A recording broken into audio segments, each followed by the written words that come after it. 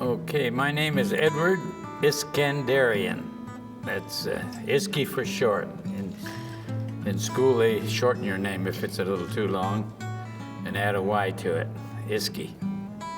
Well, we're from Los Angeles. I was born in the San Joaquin Valley, a little town called Cutler near Dinuba, not far from Fresno. My dad bought a vineyard there. But when I was 1 year old, he got frosted out and gave up the farm and came to Los Angeles.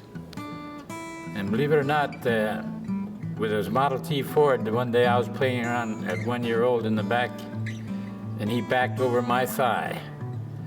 Took me to the doctor, and with that soft ground and everything the doctor said didn't hurt a thing.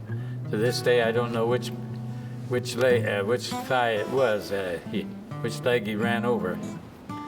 His doctor said there's soft bones and soft ground and it didn't hurt anything. So, Los Angeles. Well, in Los Angeles, we were riding bicycles at about 12 years old, and we used to have to fix them ourselves, so we learned a little mechanical. We got a little mechanical ability started. And once in a while in Los Angeles, you'd see a car zip by. It was a cut-down car, no fenders, and usually be a Model T or a Chevrolet cut down, and they call them gow jobs.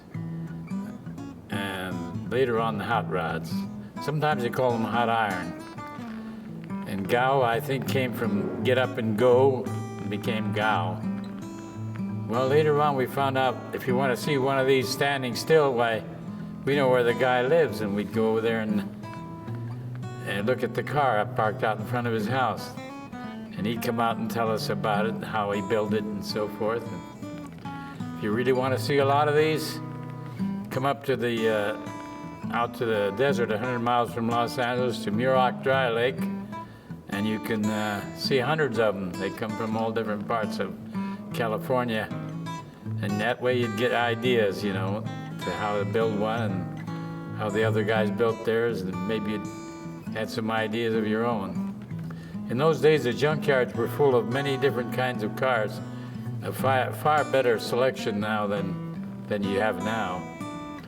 And certain parts like Franklin axles and Franklin steerings and certain Cadillac gas tanks and this and that. And all the guys would select from what they found, So that's the first thing we were building one. And we'd make mistakes. And a Model T engine was very simple, and without any instructions, you could kind of take it apart and learn how it worked. It was so simple, you see. And then we have to learn from our older friends that were already into these hopped-up cars. And there was no, if there were any books or magazines, we didn't know about them, and so we just had to learn from the older fellas that they were sometimes 5 or 10 or 15 years older than we were. What kinds of modifications were they doing? Oh, well, naturally they lightened the car as much as possible because they didn't have very much power in the engine. Fenders came off and bumpers came off, and a little lightweight roadster body for 1 or 2 people, And if they narrowed it, to go fast at the dry lakes, they'd narrow the body so it's only wide enough for 1 man.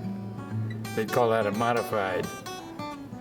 And but if it was for running around town, they'd use a full-width Model T body roadster for 2 people. And in those days, say about 1936 or 7, when we first started going up there, we'd probably get a ride in a rumble seat or something, and we'd get up there, and we didn't realize it was going to be so cold up there at night, because we'd drive all night to get there, and we'd realize we should have brought more blankets. But later, when the sun come out, it got good and hot. Well, some people were so excited. They get there at maybe midnight or 2 or 3 in the morning, and they couldn't wait to start up their car and tune it up a little bit and even run it out there in the dark, and it's just kind of dangerous. So that was a dangerous thing. So in the morning, then we'd see all these cars lined up ready, waiting their turn to make a straightaway run, you know. So that was exciting for us kids to look at the different ways they built their cars and the way they had. We got ideas that way, you know.